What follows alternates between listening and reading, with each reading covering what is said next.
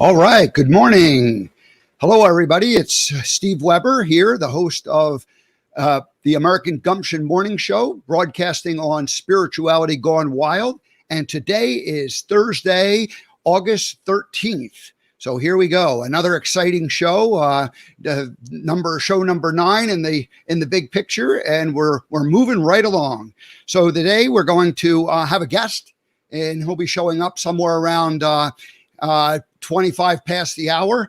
His name is Saif Buxi. He lives in England, in London area, and he is also a host on Spirituality Gone Wild. He has a show coming up later this afternoon, evening, depending on where you're at, evening in London, afternoon here in the United States. So he'll tell us all about that, and we'll get to meet Saif. I've already met him, but I'm going to get to know him a lot better today. I'm also going to talk a little bit about continue the series this week, where I've been talking about what happened last week on our 3rd anniversary of Spirituality Gone Wild, the Rainbow Connection, Infinite Collaborators. That was last Saturday, the 3rd anniversary of Spirituality Gone Wild. How lucky was I to be able to start this show just 1 week before? And there's a lot of good information that came, so I've been sharing just a little bit of that each day. And today I'm going to share some of the women who are behind the Rainbow Connection and who are infinite collaborators.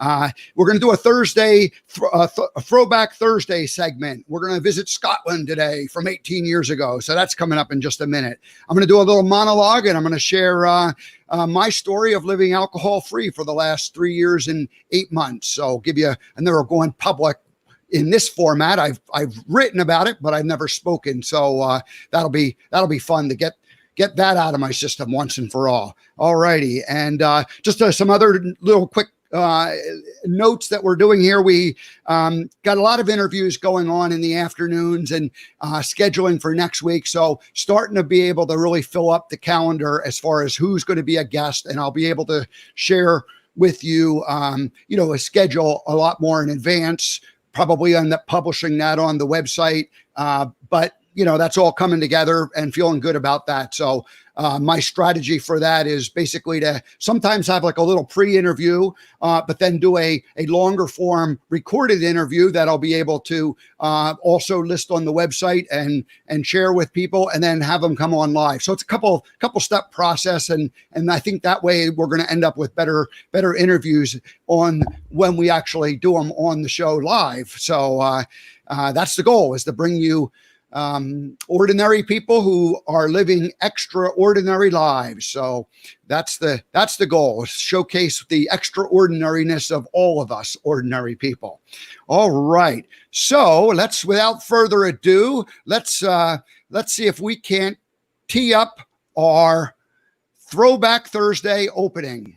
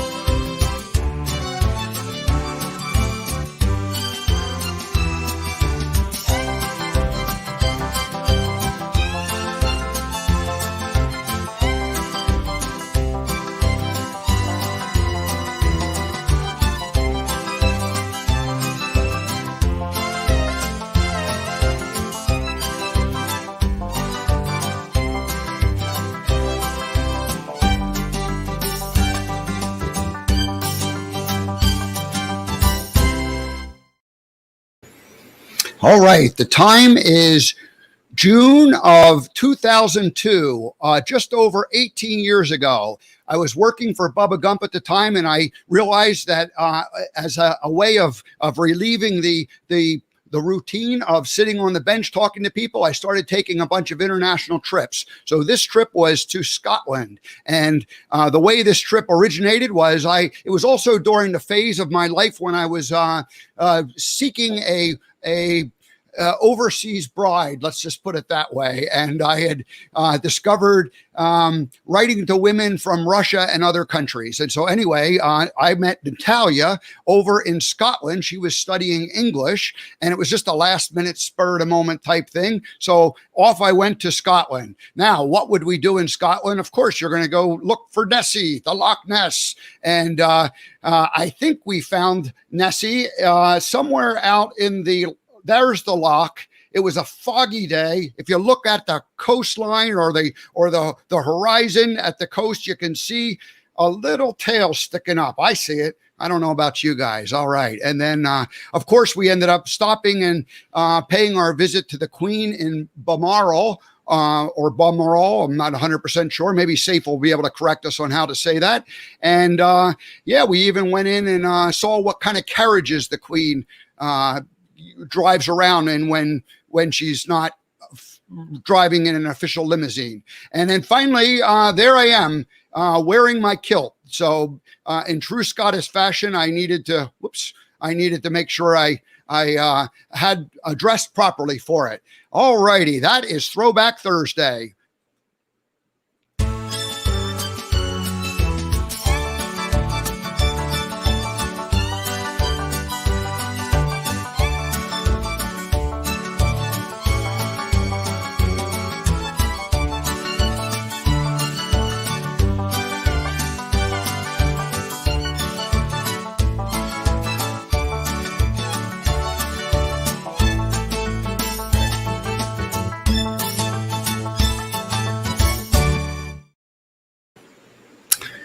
All right, I'm not sure how everybody likes that, but I think it's fun. So we'll continue to do that. If you have any comments on Throwback Thursday, feel free to add them, and we'll take a poll and we'll continue if everybody likes it. So, all righty.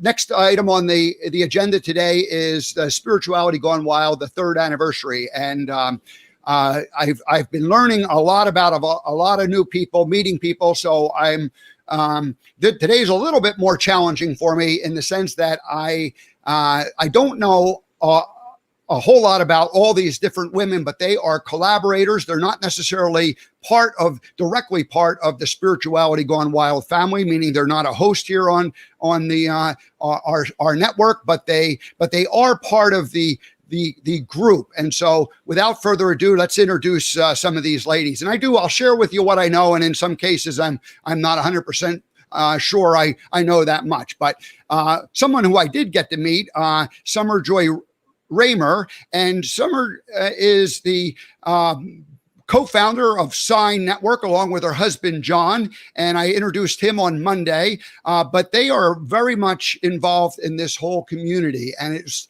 the connection through Summer that I believe Karen and Debbie G really were able to expand their reach. So if there is ever an infinite collaborator, it's the Raymers, John and Summer. And Summer she appears on lots of shows on different networks and different channels. And I would hope that she'll come on this show and she can tell us more about herself. All right. The next person is a repeat from Monday, and that's John, her husband. And he definitely is he's the kind of the energy behind the Sign Network. He's the one who put it all together and is making that happen. And then Robin Davis here. And I like what she said about being a holistic, image-driven, source-guided, and powerful solution. I'm assuming Robin appears a lot on the Unified Network and is part of the Women's Collaborative Network, or there's a Saturday morning show. And but I'm going to have to just leave it at that because I don't know much more. Rachel Morrison. All right. So Rachel is somebody that I again met on Saturday. And I know that she's also part of that morning show on Saturday. So there is a network of probably about 10 women, and I believe they kind of take turns. There's usually 4 or 5 of them together. So we're just going to leave it at that. Rachel's part of that group too.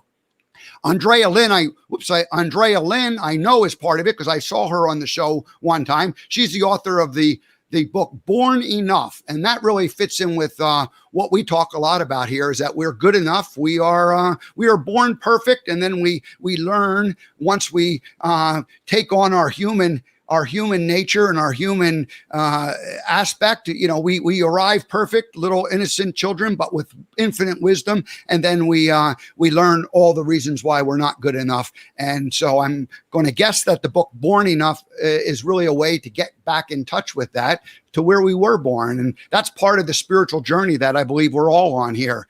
And let's see who else we have. Miranda Glendenning, and Miranda is the director for Unify the World. It's a 501c3, and also for Unify. So she's got her fingers in multiple pies. She's also part of Reinventing the Planet, Empowerment Institute, and the Peace Game and Cool Block. So she has, Miranda is a real energy powerhouse as far as lots of shows. We'll definitely ask Miranda to join us somewhere down the road here. And I have met Danielle and have gone back with Danielle Molella, and she is here in the United States, not too far from where I'm at now. She's in New York. Was spent 20 years out in the Pacific Northwest. It's funny, Pacific Northwest is a lot of people from this network who are in that area. So that's a hothouse. I was in Montana, not far from there. But when I think the Pacific Northwest, obviously Montana fits in with it, but really we're talking about Seattle, Portland, that whole energy hub for people who are in this movement. So anyway, and there's rumor that Danielle will have her own show here on Spirituality Gone Wild. I believe her agent and Debbie G's agents are negotiating, trying to make the deal happen. We'll see if it all comes together and what that looks like. And finally, the last one is Michaela Lev. And I got to watch Michaela on Saturday. She did a great job talking about the work she's doing. She's a filmmaker, an earth activist, a superfood fairy, and event producer. But most importantly, she is the producer of the G-Fest Goddess Rising. And that event is coming up October 2nd to 4th.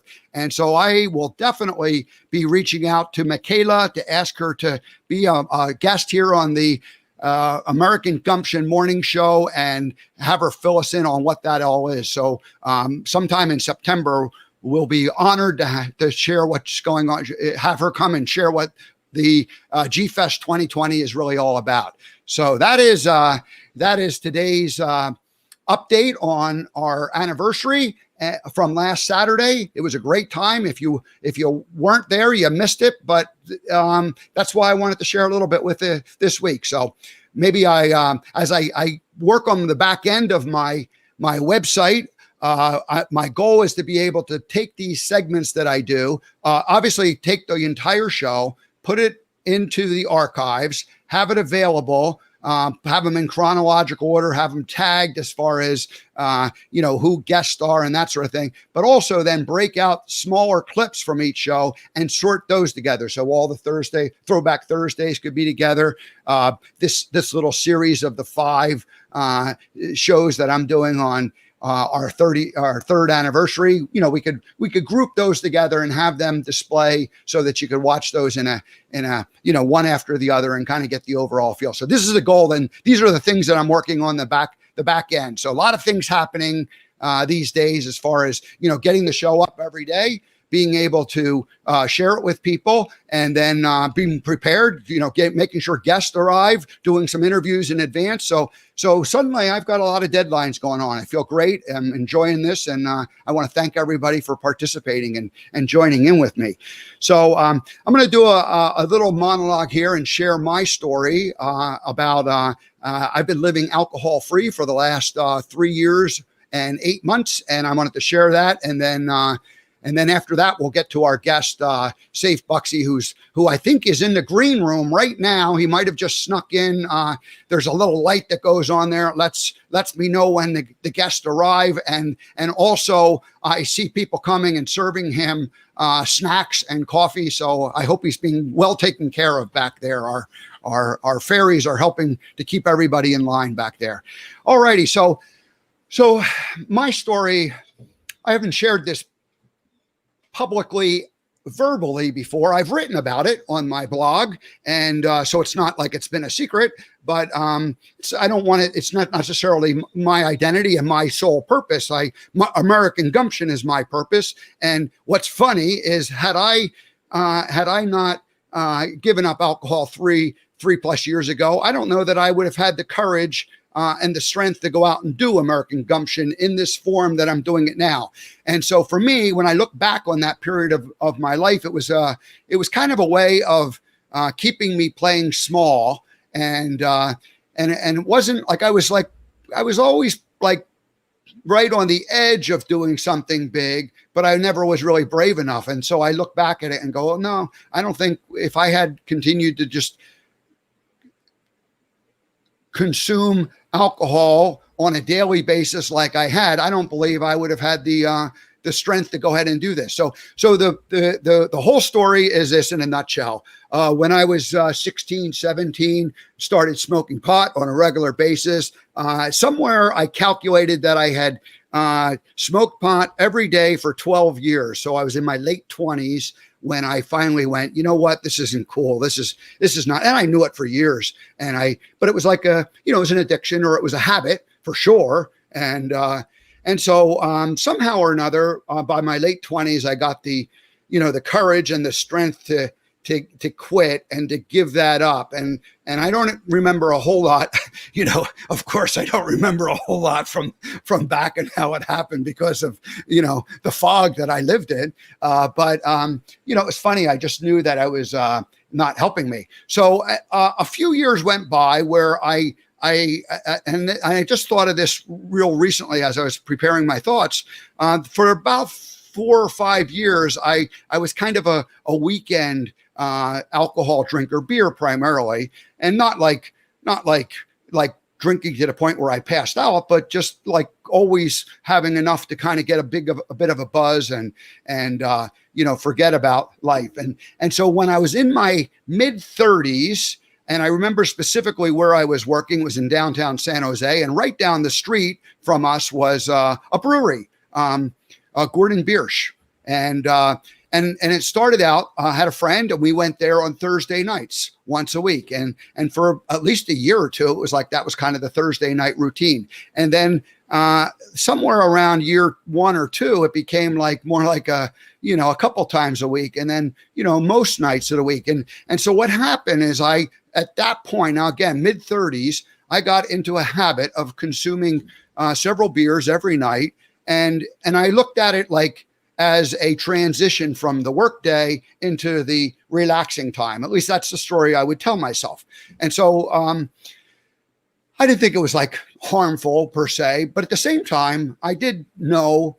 So my human side said I'm not hurting anything, and it's not that big of a deal. But my spiritual side knew that it wasn't helpful in the long run. So anyway, then a few years shortly thereafter that, I started with Bubba Gump and worked with them for the next 15 years. But by then it became very much like a regular thing, just part of my daily routine. And always in the evening, kind of like 5 o'clock, 6 o'clock, I'd have several beers, and it could be 4 or 6, and then I'd have dinner, and then that would kind of end it.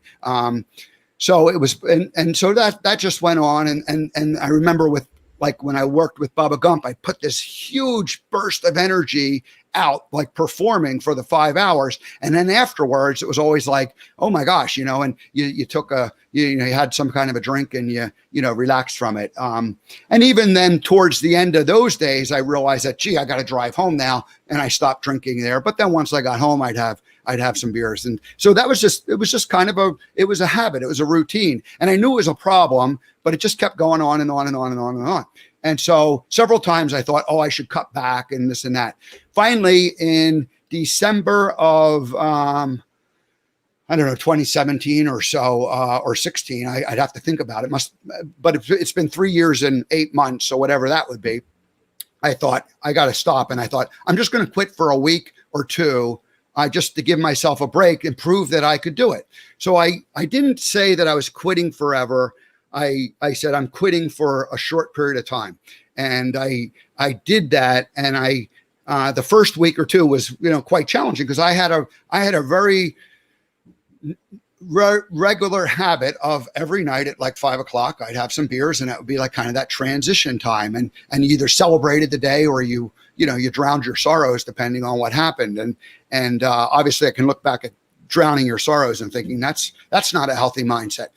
But anyway, I quit, and I got through the first week, I got through the second week. And for me, by the third week, fourth week, it was, I was developing a new habit, and it wasn't like nearly as tough as the end of the day came to just not have something to drink. And so it was somewhere around 1 month. So then I started losing some weight, and I went, oh, this is kind of cool. And then that motivated me to keep going and get a little healthier. And so then I just was like, oh, I'm just going to go as far as I can go. I just keep going with it because I felt like I was developing a new habit. At about month, let's say in May, so that's about 5 months later, like one day I realized that, man, I am sleeping so much better at this point. And that was a big wake up call. That was like, whoa, I hadn't slept very well for years. I was, doing some damage to myself. And so, and my sister, I remember I talked to my younger sister who had, transitioned from being a finance person to a nursing. And so she had taken up nursing and studied it like a couple years, 5 years earlier, and was now working in the nursing field. And we talked about, from a health point of view, how it just was, alcohol essentially is a poison that comes into your system. And, it's just, your body has to process it. And here I am now, I'm like in my late 50s, and I'm just feeling run down and ragged. That was kind of part of the whole thing, where I just knew that I had to make some changes in my life and that it wasn't a sustainable thing. I always thought of myself as a social drinker, but that was a bit of a lie. And so anyway, I got the 6 months, and then I'm like, well, let's go for a year. And then I got to a year, and then my 60th birthday was coming up in 6 months. And so then I went, okay, I'll go for 2 years. And then I got to the end of, we'll go for a year and a half. And then I got to a year and a half, and I said, I'm going to go for 2 years. And then it just said, you know what, I'm just going to quit. And now my story is that I had consumed enough alcohol in my first 58 years to last me till I was 80 years old, so that maybe when I'm 80, I'll start drinking again. But in the meantime, I'm giving it up. So here's the neat thing about it for me is that I was playing small when I was like, inebriating myself every night. I was like dreaming, and I was like creative, and it was a good way to kind of get into that, relaxed mode.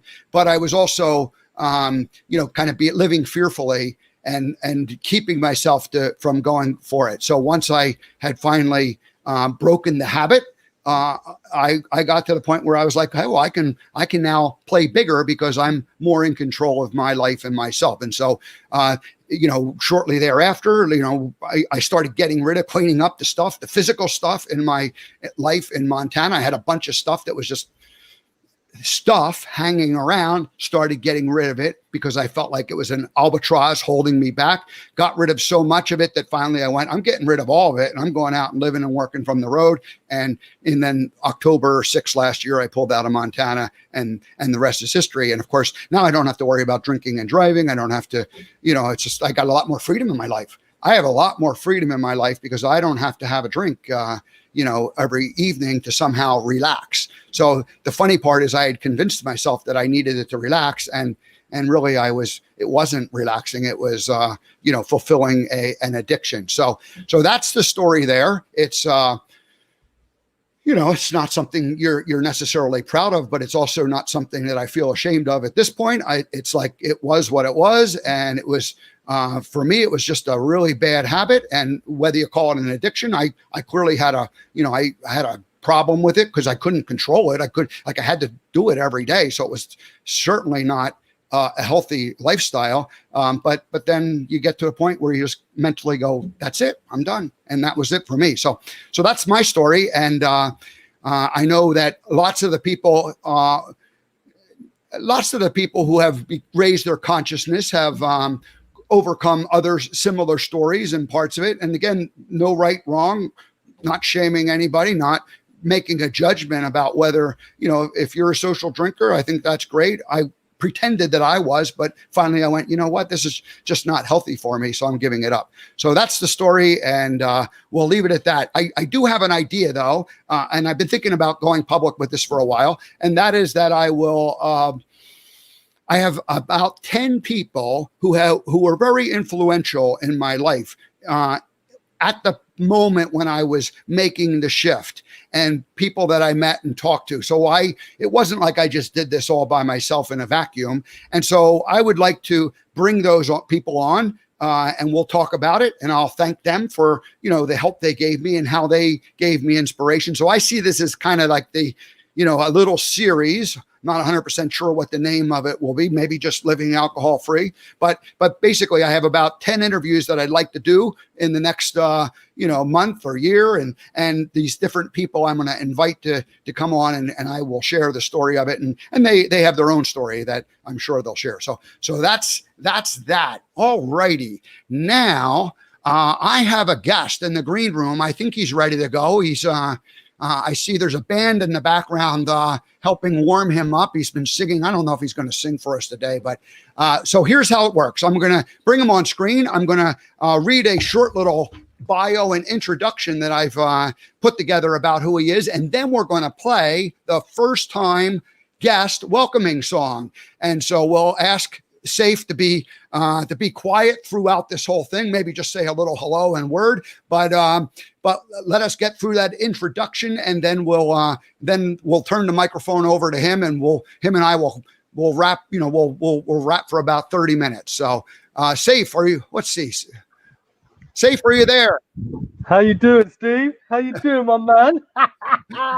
Finally. Yeah. Yes, we met in a Zoom room a couple weeks ago, and Radiance trained us on how to use StreamYard, although you had already been using it for several months, and I didn't even know. I said stream what, and so anyway, we started. So that's where we met the first time, and then we've gotten to know each other since then. And of course, we were part of the 3rd anniversary show last week. So yeah, it's been great. That was a wonderful show. I was quite overwhelmed with everything, but I'm happy we did it. And yeah, I got all I've got is love for Debbie G. And Steve, you're a wonderful man. I love you too, my brother. Yeah, man, I love you. Well, let me read an intro for you, and then we're going to play a little music, and then we'll get into all the details. How's that sound? So who is Safe Bucksy? He's a human behavior specialist. He's an addiction therapist, and he's a compassionate coach. He's been working in therapy, and a facilitator who's worked in the mental health industry for many, many years. He might even tell us how many years it's been if we ask him nicely. But in addition to all of that, Safe has his own show here on Spirituality Gone Wild. His show is called Safe's Surgery, and I definitely want to know how he came up with that name. I'm sure there's a story there. The tagline is inspirational people, inspirational stories. And he does it once a week, Thursdays, 8 p.m. in the UK time, which translates to 3 p.m. in the East here in the US, and 12 noon in the Pacific time zone. So I mentioned he's a compassionate coach, and one of his coaching packages is called Quantum Jump. I am a huge fan of quantum, so I definitely have a question or two about the quantum jump and his interpretation of that. Safe himself is a recovered addict, an abuse victim, and above all, a survivor. So he'll probably share a little bit of that. And to round it all out, he has a wife and children. They live in the UK, a town called Midstone, Kent. Is it Midstone, Kent, or are they two separate boroughs, or how does that work? Maybe he'll tell us. I don't know. But anyway, he was born in London, if I understand it all correctly. So the way we welcome our first-time guests is we don't just say welcome to the show. We go out and we get a marching band, and we bring them together, and we salute our guest.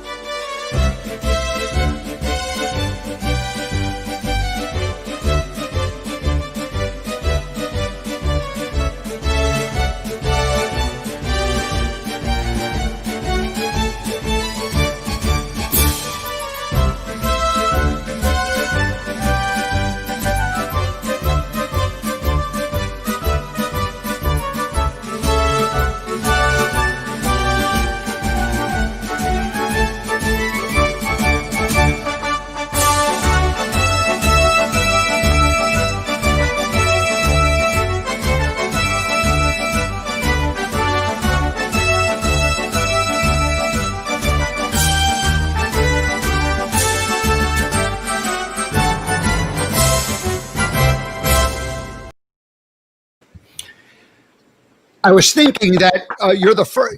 Yes, I was thinking that you're the first international guest I've had on, and I hope you don't mind this Americana music. I do have a brand called Global Gumption, and I originally thought that at the last minute, I went, I can't name this show American Gumption. I need to name it Global Gumption, and then I went with my original instinct and said, I'm going to call it American Gumption because that's where I'm based. But really, we are a global network. So safe welcome to American Gumption Morning Show. And how'd you like our welcome tune?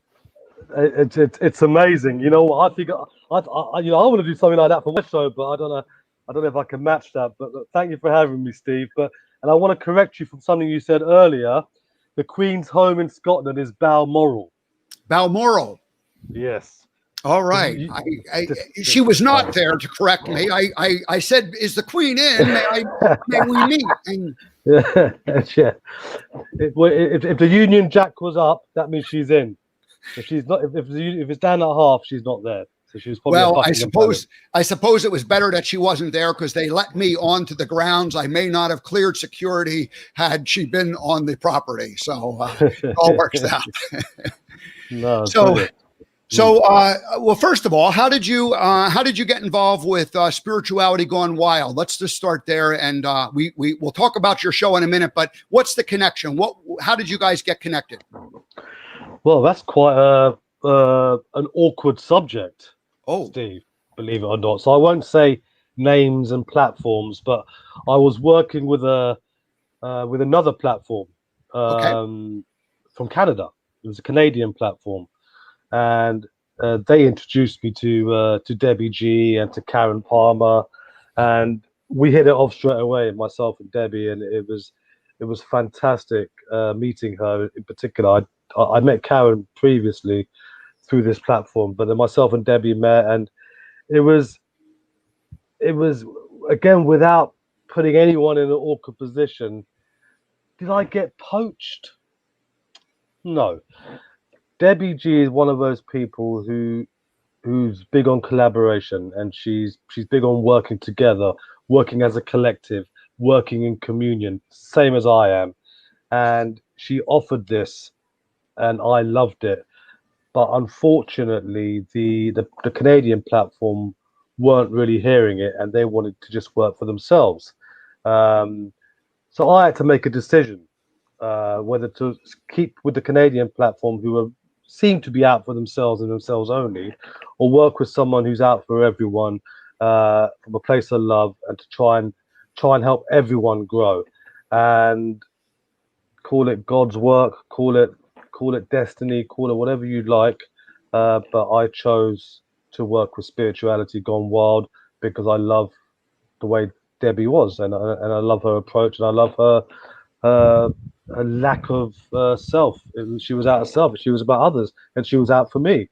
And I think that's why I chose Spirituality Gone Wild, because I like the way she was, and the kind of person she was, and what she was representing. So that's how we met, and then I haven't looked back since. And I've met some wonderful people in such a short period of time, and my show has been doing very well, and it's just a beautiful experience for me, and I'm so happy I made this choice. Well, good. I suppose part of being a good interviewer is to never ask a question you don't know the answer to. I did not know the answer to that, but I just blurted it out, and you handled it beautifully, my friend. So very good. I will do another little bit of a share in a way that I hadn't quite intended to up until this moment, but Debbie G and I had been talking that her and I met on a disconnected from the fact that I launched my website on July 7th, which was my birthday, and that was the exact day that Debbie G and I met, but it was completely unconnected to the fact that I had launched my website. It's proof, though, that what we put out into the universe comes back to us in surprising and different ways. But where I met Debbie G was on Match.com. I'm a single man. She's a single woman. And I thought, hey, this woman's kind of a cute girl. And so I kind of did a little reach out to her. Actually, what happened was she had an interview scheduled with somebody, and I was able to do some detective work and say, well, who is this woman? I mean, she's interviewing somebody, and I figured it out, and I found her on Facebook, and I sent her a message, and we talked that night, and then 3 days later, she's like, you got to do your own show, and less than 4 weeks later, I started. So Debbie G Wow. is. You cannot say no to Debbie G. I couldn't say no to Debbie G. And I couldn't say no either, but I didn't know that story, and I'm not sure if she wanted me to know that story. Well, Debbie has shared it publicly, so it's okay. I wasn't ready to share it publicly until just now, but Debbie had already done it. Well, then I'm going to share something after that, then, because she told me about yourself and about what you do, and she forwarded me a couple of your videos. This is before you were, if you like, on Spirituality Gone Wild with this lovely family, and I watched your videos. In fact, I was with my daughter, and we're all massive Forrest Gump fans. We absolutely love the film. I've met Tom Hanks a couple of times myself. We love him as an actor as well. So and my children loved the film, and they were just in hysterics. But I didn't know it would move so far on. And then a couple of weeks later, or a week later, I'm with you on StreamYard. So it was it's beautiful how things happen. It really is, Stephen. You are wonderful. I love you, man. Thank you. It's true. We we put out into the universe what we want, and if we just learn to wait and to see what comes to us, it really does come to us. But when we try to force things to happen, and when I remember 10 years ago specifically, I was in a period of my life where I was trying to force things to happen, and I was it was probably kind of was one of the lowest moments of my life because nothing was happening, and I was like trying harder and harder and harder, and Dr. Joe Dispenza always says you can't change matter with matter, and I when I heard him say that, I mean, I hearkened back to that time period, and I went, I was trying to change matter with matter, and if we can mind over matter is the way it is, man. That's my way to go doing it these days. No more struggle. No more. And I totally agree with you. Steve. Thank you. So tell us about, what's the early story about, you're working, you're getting an education in therapy and starting out. You've obviously been in that field for a while. How'd you get into it? I mean, what was the attraction? I didn't choose to go into that field. It wasn't something that I had planned, even though 20 odd years ago I did do a counseling course, which actually made me a fully qualified counselor. And then I realized that I would have to study further to make the kind of money I wanted to make, and I was all about money then. But I was an active addiction from the age of 11. For 33 years, in fact. I was an alcoholic for 33 years. I was a cannabis smoker for 17 years, a cocaine taker for 15 years, and my last 5 years of using was crystal meth, which absolutely grabbed me and took away my dignity, my integrity, my morality. It took away absolutely everything, my sanity, and it destroyed me and everyone else around me, as I disclosed at the 3rd anniversary, the Rainbow Connection, as part of Spirituality Gone Wild in the weekend, which was a wonderful event, by the way. And I came into recovery without going into all the stories and all what I got up to for 33 years. I mean, I was flatlined once. I overdosed 2-3 times. I had my stomach pumped twice. Police cells in and out many times in different countries, nearly every country that I visited. And it was a very toxic life. And I was married to 2 children who didn't know me, and I didn't know them. And I was lucky to be alive. But my last stint in Berlin, I was always had the pleasure of having good jobs. Never kept them for long, but good jobs, good money, and I guess that's where I abused and had my habit. And I did a lot of crime as well, Steve, to fund my habit, which I'm not proud of, but I recognize it, and I don't regret it. All the guilt and shame that I've had, I've now dissolved, and that's what's got me to go forward. So I came into recovery after my last stint in Berlin. Got arrested. Surprise, surprise. Came back, got sacked from my position as an asset manager. And the next thing is that I'm in rehab. And even then, Steve, even when I went into rehab, I was just flying the flag, as we say in the UK, representing, just trying to keep the family sweet. I had no intention to stop what I was doing.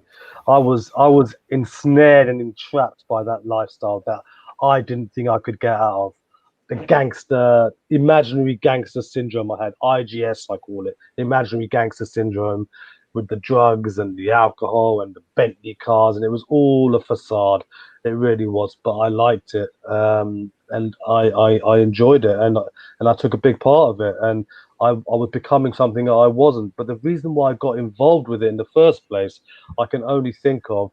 Yes, it was my choice to start it, and then it became a very big problem in my life. But I experienced a lot of trauma, a lot of abuse from the ages of 11 to 17 when I was at boarding school, and also when I was at the junior army as well. It was and the abuse, was daily, from physical, from racial, from mental, emotional, and sexual, and sometimes, and it was difficult for anyone to take, anyone to deal with that, and I don't know how I got through it. To be fair, for 6 years of my life at that age, but alcohol was the one thing that helped me get through that, and so that was more of the solution to the problem that I was trying to get through. But anyway, that's in a nutshell how I got in it. But the way I got out of it was I went into rehab, and I remember the day when I went in, and I saw my first key worker, Paula, like an angel, and I remember sitting in the room, and I just burst out in tears, Steve. Don't know what came over me. Don't forget, all the way up until going into that room, in my mind is I'm flying the flag. The family are outside. I'm just doing it for them. Keep them sweet. 2 more days, and I'll be back on it again. Not a problem. I just broke down. I just absolutely broke down. And to be fair, I don't think I've broken down like this ever in my life. And I never looked back. And I haven't had a drink or drug in my body since that day. And my addiction was not just substances. It was behavioral. I was a gambler, massive gambler, and mixing alcohol and the drugs that I've mentioned and gambling don't go together very well, and it just destroys your life and everyone else's life. So I was in recovery, and in my first year I just concentrated on my recovery. But I thought, whilst I'm doing this, I'll do some volunteering work for the place where I was in rehabilitation. And whilst I volunteered, I did some studying, and I trained to be a drug and alcohol practitioner. And I also started off by doing the Minnesota model, otherwise known as the 12 steps. So I went to the fellowships, and one of the steps is it's about helping others. And I think that's what got me to help others, because not only did I like to help people the way I was helped, but also it kept me clean and sober. And so I got more involved in doing that, and then I started working in the industry, working in the drug and alcohol field, studying. I've worked in the Lifers prison in the UK, which was which was great. In fact, as a drug and alcohol practitioner, I work in the community. I've got my own private practice now. I train in human behavioral psychology. I've got an addiction psychology masters, and I've just absolutely, I've actually turned my life around by being in this field. And my counseling that I did 20 years ago has finally come to fruition. But then I was looking for money. Now I'm not doing it for money. Now I'm doing it because it's something I know on a personal level, on a professional level, and now on an academic level. And I'm keep on training, I'm keep on studying, and I keep on want to try and make a difference and be of service to as many people as I can. I am slowly seeing my worth, and slowly trying to make some money out of it as well, because I feel that I need to live. But that's in a nutshell, totally. But, yeah. Well, thank you. You shared that on Saturday, and you inspired me to be public in my monologue this morning. I was, as far as what I wanted to do, just because it's part of my life, and I didn't want to necessarily hide it. I don't want, it's not my focus in what I'll be doing here, but it is part of my life, and we all have that part of it. So let's. Thank you. You shared, and you were quite emotional on Saturday with your share. Yeah. And so I knew it was heartfelt, and I'll just again thank you for doing that Saturday, because it encouraged me to to do my own share today. So and I knew I was going to do it, I just didn't know when. So here we are. So let's talk about the show. So I did not know up until now that you've been apparently doing a show for longer than just the short time with a couple months here with Spirituality Gone Wild. But tell us about the show, and specifically, what is it that the guests that you bring on? What is it you like what's the common theme between all of them? What do you talk about? I saw a couple of your shows just in the last couple of weeks, but share it with everybody. What can they expect when they watch?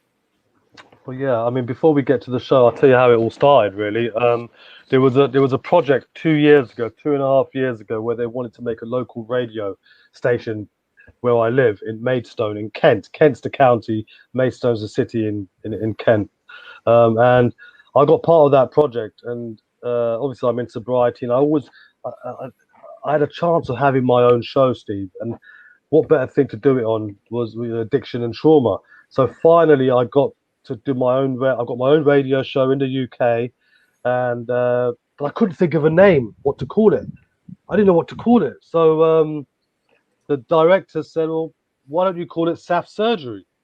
And I didn't choose the name, but I stayed with it for some reason. I couldn't be bothered to think of a name, and that's how SAF Surgery came about, from this radio show.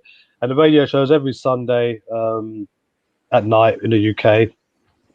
And that show is mainly about addiction and trauma. And we have guests who come in and talk about their experiences with addiction and any trauma that they may have had. And also we have service providers, if you don't mind me calling that, but people who help people in addiction and in mental health. So that was that show.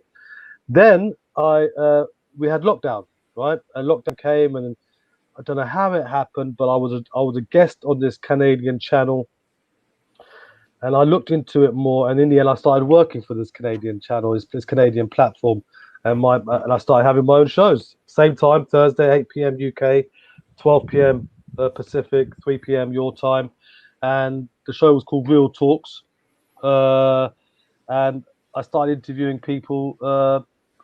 Mainly, it was women, in fact, about their struggles and about things that men don't recognize or acknowledge. And I felt it was important to speak out on behalf of women as a man. And that's how it all started. Then obviously, how I got involved with Spirituality Gone Wild. And I've started a new show called Inspirational People, Inspirational Stories. And we have had some phenomenal guests. And I definitely want you on, Steve, in the next couple of weeks. Hopefully, if you are free, it'd be a pleasure to have you on.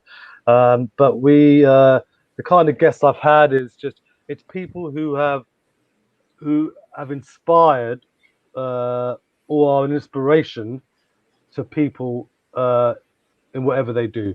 So I've had leading human behavioral specialists like Dr. John D. Martini, who's also one of my mentors, and it's where I use a lot of his work, and I've incorporated to my work, and with a combination of a bit of metacognitive therapy and a bit of the D. Martini method, and a bit of other little methods that I've put together, calling it the Buxy method, which I do with my clients. So I've had D. Martini, I've had world DJs on my show. I've had a few people from Spirituality Gone Wild, like Josie's been on my show, and TJ Woodward and Scott Katamas. And I've had an actor from Puerto Rico who's a model as well, and he was in Mel Gibson's film Apocalypto, whatever it was called. And so I've had all these people have got something in common, Steve. They've all been an inspiration. They've all come from somewhere and have achieved something in their field and have inspired others. And I love people who can do this without wanting anything back. And these are the kind of people. I mean, tonight I've got a lady called Dominic Hatcher. She is incredible woman. She was there she is. She was a war veteran for 10 years in cybersecurity with the American Army, I believe. I mean, she'll tell me more, but she's now a model, a singer. she's so talented. She's humanitarian, and she's a wonderful guest. And I love people like this having on my show. I absolutely love it, and it's all about giving a message. Everything that I do is I try and give a message of hope to as many people as I can. So I can't wait to have you on, Steve. Steve, aka Forrest. Beautiful. Can't wait. Well, I will happily come and join you here. Whenever it works out, we'll definitely do it.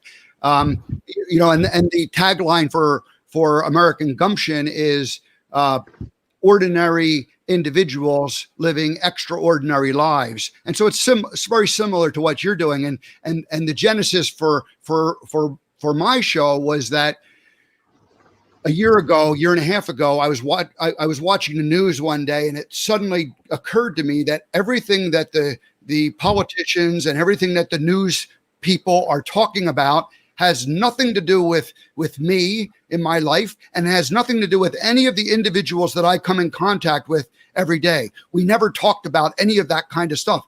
And I was like, where are all the good stories? Where are actually the stories of regular people who are making a difference in people's lives and making a difference in their own lives? And so that's how it came about. And I said, you know what, I need to go out there and find those people and share their stories. So, just that, it reminded me something you said earlier, forgiveness. We have to ultimately forgive ourselves and love ourselves in order to be of service to everyone else. You said it somewhere, I heard you say something like that. That was probably the biggest thing that I learned. And really from the time that I decided to be alcohol free and just live a new lifestyle. It's like, I've learned how to forgive myself, whereas you always had like that guilt before, or at least I did. I always had that guilt. So. I can talk exactly that. I've had guilt and shame for the last 33 years or 30 years. And until I managed to dissolve that guilt and shame, and it's only then when I had some self-worth for myself. And since I had self-worth, I became a different person. And in terms of being of service to others, I believe that fully. And but I had to dissolve all that guilt and shame, Steve. And as you can appreciate, I had a lot because of the things that I did, the terrible things that I did, the cruel things that I did, as what addicts do, is one of the things that we do. But now I'm here to try and transform individuals to live in a peaceful, powerful, and a way congruent to their highest priority values. And that's my mission. So you said you didn't know your children. Have you gotten to know your children? 100%. I mean, they're a big part of my recovery. They really were. My son was quite young. My daughter was old enough to know that I was, because I was never there, Steve. I was never there. I was never present. I just existed. Of course, always loved my children and my wife. Always loved them, but the addiction, the lifestyle, just took over my life. But now it's not like that today. It's a beautiful life now. It's a fantastic life, and they never believed it that I would be the person I am today. But I've proven people wrong, and I thank the power greater than ourselves. I thank a lot of support. Without support, I couldn't have done it. And I thank people like yourself and Debbie and everyone who comes in my life, because without all you guys, I wouldn't be able to carry on doing what I'm doing. Yeah, well, that's great. So I want to let me throw back up the your little promo here, just to remind everybody. Safe surgery is on Spirituality Gone Wild Thursdays, 12 noon Pacific, 3 p.m. on the East Coast, and 8 p.m. in the UK. What time zone do we call it? UK, or what do you call the what's the official here? I know we call it Pacific and East. What do you call it? Yeah, but I always put UK, but they call it GMT, which is Greenwich Mean Time, or BST, which is British Summertime at the moment. So, but UK covers it all, I think, Steve. So yeah. We Americans are we I love, if ever there was a group of people who were like self-centered and think that the entire world, the entire universe revolved around them, it's definitely, growing up in America, which isn't a bad thing, but at the same time, it's, it's, like I said, I struggled thinking, gee, is American gumption too small? Is it really global gumption we're going after? And, in many ways it is global gumption because, there are no differences between us. It's just, where the luck of the draw and some of where you're born into and what you culturally are raised to believe and this and that. So life is good, man. Life is good. I look forward to connecting with people throughout the world as I go on this journey. So. No, you definitely will. And you have so guests, happy. you have guests from the US and from all over too. Always. In fact, majority of my guests have been from the US with Spirituality Gone Wild. I think I've had a couple from the UK. I had a Miss Great Britain World finalist and obviously the UK DJ last week. So, but most of my guests have been from the US, and the one tonight also is from the US. So the first show I saw was the fellow that you went to school with, and you didn't even know who his mother was at the time, but she was a famous model, and there was a bit of a scandal in the Parliament back in the late '60s. But it was a fascinating story. He was a great guest. He was a great guest, Seymour Platt, and his mother was the very well-known Christine Keeler, who literally brought down the British government single-handedly. But yeah, watch the film Scandal. It's fascinating. If you haven't already watched it, you'll understand it a bit more. But since you've watched that interview, but yeah, he's a lovely guy, and he wanted to clear his mother's name, and that's what I want to be. I want to be the voice, not just through my voice, but through others, the voice for the voiceless. Break taboos, break things that stop being silent. Come out of the silence. Just break the silence. Let people know. Let's work. That's the commonality you and me have, Steve. We're here to try and make a difference and try and get a message out there. Let's break it. Let's talk about it. Let's move on. That's what humanity is at its best, when we support each other, I think. Well, terrific. Saif, so thank you so much for coming on this morning. We're going to say goodbye at this point. I encourage everybody to tune in later. The one thing you want to do is either on YouTube or on Facebook, you want to make sure you go to the Spirituality Gone Wild page and or channel and bookmark it, and every time a guest comes up, and you get a little reminder, and you have the choice to jump in there and follow it. So anyway, have a great show tonight. I'll be listening in and learning about Dominic and the good things she's doing. So thanks again for joining us this morning, and I want to warn you, you don't get that welcome ever again with the band. Because it's only for first-time guests. So this is your first-time guest. So we want to mark this as special. But I would like to bring you back, and it would be nice if maybe not every Thursday, but if you wanted to stop in for just a few minutes on Thursdays and tell us who's coming up, we could do that. And I promise we'll find a theme song for you. So think about what kind of music represents who you are. Wow, that sounds great. Yeah, The Godfather. I don't mind that. That's if we're allowed. I don't know what the rules are these days, but yeah. So anyway. All right. You. Well, very good. Thanks, Saif. We'll welcome you again in the future. Thanks for joining us this morning. Look forward to it. Thanks for having me. Thank you. Cheers. All right. So yes, definitely tune in and see Saif and learn from him and his guests as they really clean up their. It's all about cleaning up your past, folks. You have the ability to change your life, and all you need to do is say, that's who I used to be, and put it out there and let the universe take over. And so it's a great thing. So I love what spirituality stands for. I love the other hosts that I'm meeting and getting to know. And then the other collaborators, the women collaborators from the other networks, I want to get to know who they are and hear their stories, because they're all ordinary people living extraordinary lives. So, all right, folks, that's pretty much it for today. I want to thank everybody for coming in, and tomorrow will be Friday. We're going to come back and do it one more time this week, and then we'll take a day or two off, and we'll be back here Monday after that. So see everybody tomorrow morning.